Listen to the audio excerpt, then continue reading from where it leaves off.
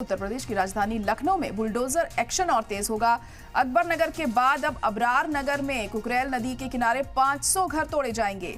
LDA इन घरों को तोड़ने की तैयारी कर रही है, जिनमें 2 मस्जिद और 1 मदरसा भी शामिल हैं।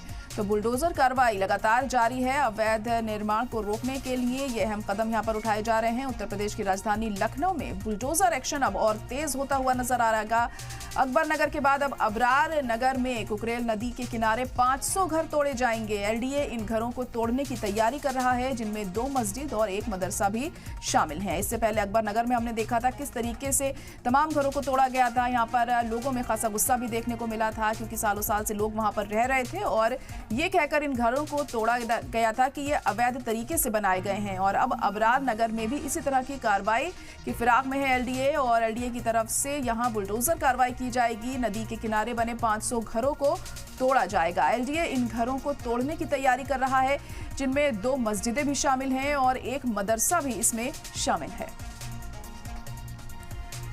तो एलडीए की तरफ से ये बड़ी कार्रवाई हमें देखने को मिलेगी आने वाले दिनों में। इससे पहले अकबर नगर में भी ऐसा ही हुआ था, तब लोगों में खासा गुस्सा देखने को मिला था। वहां पर ये कह के तमाम घरों को तोड़ा गया था कि ये इलीगल हैं, गलत तरीके से बनाए गए हैं, मानकों को ताक पर रखकर इनका निर्माण हुआ है। और अब इसी तरह की कार्रवाई अबरार नगर में भी हमें देखने को मिल सकती है। एलडीए की तरफ से ये कदम उठाया जाएगा, ये कहकर कि ये लीगल तरीके से बनाए गए हैं, अवैध निर्माण ये किया गया है।